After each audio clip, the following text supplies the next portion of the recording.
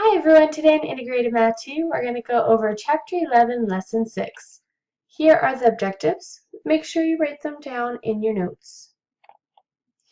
Alright, today we're going to go over intersections on or inside a circle. A secant is a line that intersects a circle in exactly 2 points. That is a key word here. In exactly 2 points. 2 is a key word. Remember in the previous section, we said for tangent lines, it's exactly 1 point. So in this case, we have line J and we have line K, and they are secants of circle C. When two secants intersect inside a circle, the angles formed are related to the arcs they intercept. So let us go over this next theorem.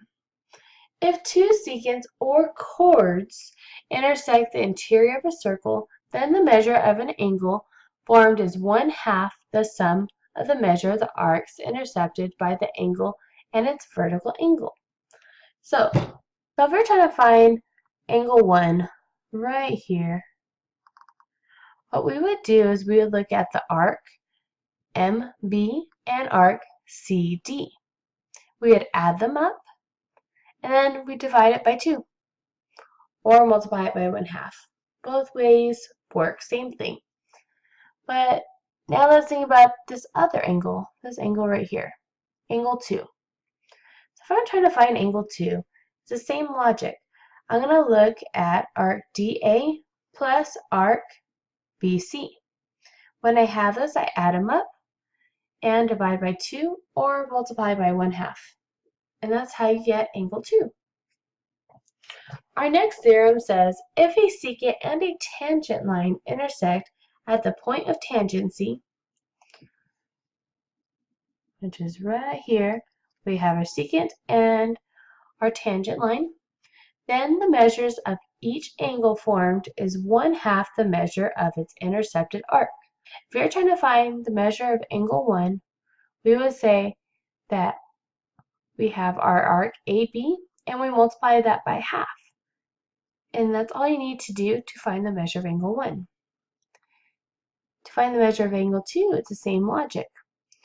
The measure of angle 2 is equal to arc ACB. And I simply multiply that by 1/2, and now I have angle 2. So here, if we're looking for a measure of angle A, which is this little piece here that I'm coloring in black, we can say we find the arc of DE, and we subtract that from arc BC. And then we multiply it by 1/2. Notice that 1/2 is the key thing that you're going to be seeing over and over. And that's if you have two secants.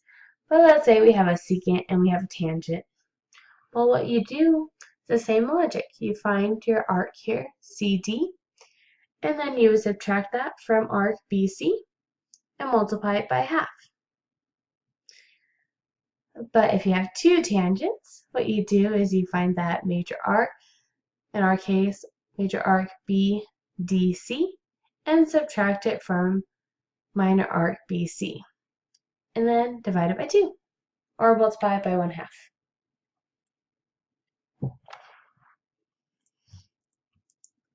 Circle and angle relationships. So the vertex of an angle on a circle. So the vertex is on the circle right here. There's my vertex. There's my other vertex. The angle measure in our case is 1/2 the measure of the intercepted arc. So if I'm trying to find angle 1, what I would do is I have my arc here. In this case it's x, and I'd multiply it by 1/2 to find this angle here, angle 1. Same thing here. We have arc in x degrees, and I multiply it by 1/2 to find angle 1 right here.